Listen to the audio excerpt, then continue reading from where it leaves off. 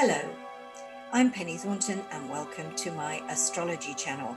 On this video, I'm going to be looking at the month ahead, January 2021, for the sign of Scorpio. Now, don't judge this book by its cover, by which I mean, don't judge the whole of 2021 by January, because really we are just kind of getting into the year in January. It is going to be very different from the year we left behind. But of course, a lot of loose ends have to be tied up in January. And of course, the planets have no idea that we started a new year. They're still continuing in their orbits and forming their alignments with each other. And we've got a lot still to kind of complete and go through as January opens. Now let's have a look at your chart, because that's a good way of seeing really how the planets look, and it keeps me on track as well, which is really important, so I don't forget what I'm talking about. So here we can see your sign. That's a symbol for Scorpio, and everything starts here in this left-hand corner. This is the first house of the horoscope, and you are your first house. And as you can see, all these other little planetary glyphs are fairly concentrated. They're on one area of the horoscope. A few kind of stragglers out there, which I'll explain shortly. But this is one of the reasons, this grouping, that life has been the way it has, in the sense of how intense it's been. You know, one event rolling into the next. You know, soon as we get something sorted, something else comes along and is difficult. And even though you are the most resourceful sign of the zodiac, I think you've had your resources drained. There's been so much emotionally, physically, mentally that you've had to deal with. And I'm sure you're saying to yourself, when will it be over? Well, of course it will. And the interesting thing is, as soon as these planets here start to spread out a little bit, as they will do through the spring and the summer, you know, you will see a difference. You will sort of start to feel as though you can breathe a little. But anyway, let's have a look at where the sun and the personal planets will be for this month of January. And they're gathered in two main places. The first one being the sign of Capricorn, the third house, and here Aquarius, the fourth house.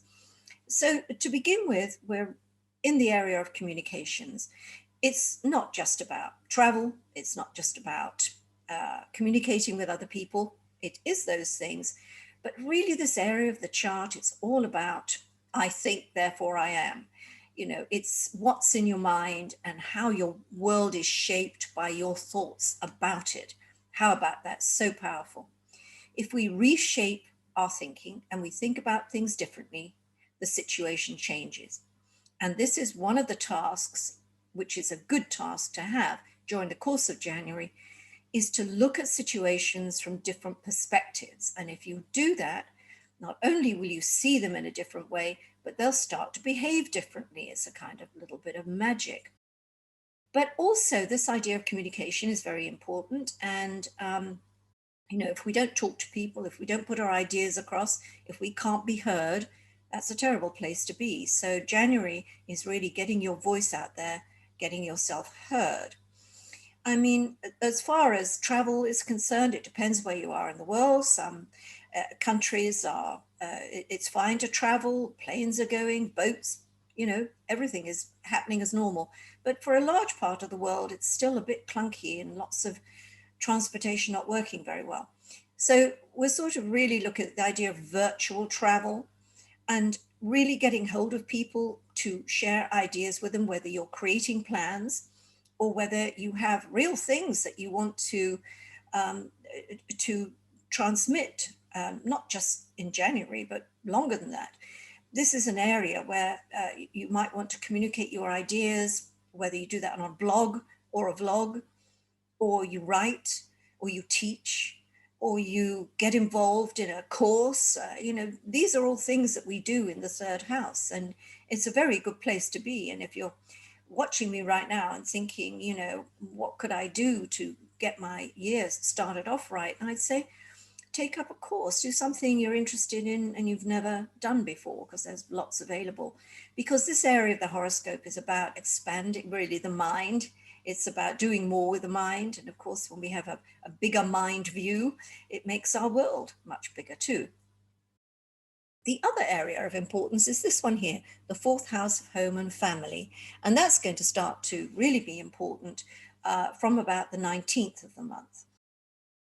Jupiter and Saturn, and these are the glyphs here for Jupiter and Saturn, entered this area of your horoscope in December. And they're going to be long-term residents here.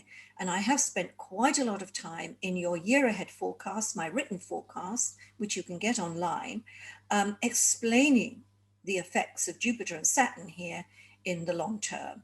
And it's very important to have an understanding of that. But you will get a little kind of aperitif, an appetizer of what all this is about, as we head into that second half of January and on into February as well, because the Sun and Mercury and Venus, they're all going to pass over Jupiter and Saturn. And we'll get a kind of message from these planets in the sense of what they might mean for you. And they'll mean different things at different times as well. I would certainly say there are opportunities for you. And some of those opportunities are going to arise at the very end of this month. I'll come back to, talking about that in a little bit more detail. But I think if you're listening to me and, the month is just about to start, this is a year of expansion, really, on the home front and also on the foundations of the future. And we could look at that any which way, but it doesn't start in the middle of the year, Scorpio. It starts now. And so that idea of expansion on the home front and in terms of the construction and the foundations upon which you build your future, whether in terms of your career, your life, whatever it is, these are the things now that require a lot of energy, a lot of confidence, and a lot of determination, and start as soon as you can to start focusing on those things. But I want to come back a little bit before that. I want to talk about Mercury and Pluto. They'll be conjunct on the 5th, and then the Sun will be conjunct Pluto on the 14th, and then Venus will be conjunct Pluto on the 28th. And what we really need to think of is just that the whole month has got a kind of plutonic feel to it. So there's a lot of stuff coming out from underneath. There's going to be, whether we're looking at the news and our news feeds or whatever and thinking, wow, who would have thought that? Stuff that's been going on underneath the radar now, coming into the forum. But of course, that can happen to you as well. So you come across things you didn't know about. We'd like to think that would be good. So you learn something new and that helps your education. But it probably is also that you discover something you didn't know about at all. And that's going to, shake, rattle, and roll you. But, put it to good use. Whenever Pluto digs something up and says, look at it, look at this, the intent is really to transform, to create a new route forward or new thinking, as I just talked about. And those two great keywords for Pluto, elimination, transformation. You've got to get rid of stuff in order to create a space in which new things can grow. And there's a lot of we often detox or we have purges in January because somehow we want to start the new year off clean and clear. And Pluto really rams this point home, saying, get rid of it. You don't need it. You'll be able to breathe more. You will liberate yourself. So that is a process going on all through January. And it may be that you have to talk to someone about a very difficult subject. But Scorpio, you have the confidence to do this. You have the resources to do this. So it's no use sitting on it anymore. It needs to come out. It's like anything that's underground. It needs the air, it needs the light to enable it to breathe and be dealt with. And speaking of liberation, look here. This is liberation in a bottle. It's planet Mars conjunct Uranus.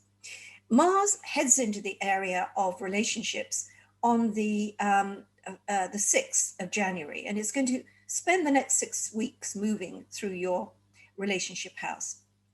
Now, often this does perk up your sex life, and it also encourages people to pursue you. Now, maybe that's because they want to employ you, or maybe it's because they are madly, truly, and deeply in love with you, or maybe you haven't paid a bill. But there's this idea about being pursued by Mars. And it's a good thing. It certainly livens up the whole area of relationships. But when Mars meets Uranus, then there's change in view. And that happens on the 20th of January. It will be a few days before that as this aspect is coming in, and a few days afterwards. So be prepared for some last minute changes to arrangements, and maybe some other things that happen just out of the woodwork when you don't expect it, and they change the view in some way. Of course, relationships, sometimes when we're single and there's no one in our lives, Uranus will bring into our lives somebody fantastic, somebody like we've never met before. And what ensues is a fantastic relationship. It may be short lived, by the way, but it's fantastic and it will change your life forever. But of course, Uranus also gets rid of stuff you don't need, a bit like Pluto, but in a different way. And if a relationship is stuck, if it isn't right for you, if it's done its day, then my goodness, all you need is Uranus to come along to Mars, and that's it. And of course, a lot of us do a lot of changing in relationships in the month of January. We get through Christmas and the status quo is what it is, and then get through the other side of Christmas and it's, wow, that's it, I'm done. Or where do we go from here? Let's make a plan. And all of that is relevant in January. But think about that Mars Uranus conjunction, which is about change, endings, and sometimes quite abruptly. And we come now to what I've already touched on, this Sun Jupiter conjunction, the 29th of January, but actually it's so near the 28th, and there's a full moon, that's the moon in Leo, the Sun in Aquarius, the day before on the 28th. It's massive, this, because it both closes a cycle and begins a new one. It's both opportunity in a bottle, yet it's also crisis as well. So it may be that a road comes to an end, which I've just talked about, but it leads to, new ways forward, which is always a good thing. And that really does start. I think I've talked about January being a bit of a difficult month because of all the stuff that has to be processed and dealt with as we were dealing with it from November and December of last year. But come the end of January, my goodness, we've got a sharp change now, and we're going to start to see the effects of this Aquarian movement, if you like. It's going to start to come in after that. But think about endings and beginnings. The two go together. An ending means a beginning. And if you think in those lines, you'll make brave and good decisions. Finally, little glyph here, Mercury turning retrograde, which it does on the 30th. I know we all groan about retrograde Mercuries. We don't like them. I don't like them. I mean, always I get tripped up with a retrograde Mercury. Something doesn't reach somewhere. I don't get a message. Something's cancelled, delayed, the weather, you name it. But I also know, because I was born under a retrograde Mercury, that it does have its good side. It enables you to be more reflective. And certainly sometimes before we go forward, we need to think, did we do everything right? Do we need to review this, sort that out? And that's what a retrograde Mercury helps us do as well. And we shouldn't forget that. And if we need to revisit the past, either consciously, we need to get in touch with someone, or the past comes to us, or we relive a past experience, Mercury retrograde can be a very enriching process. So all that's left for me to do is to wish you a very happy new year, and to remind you that I will be here all year, God-given, on my videos and also on my audios, and of course on my written forecasts, which are on my website. Bye for now.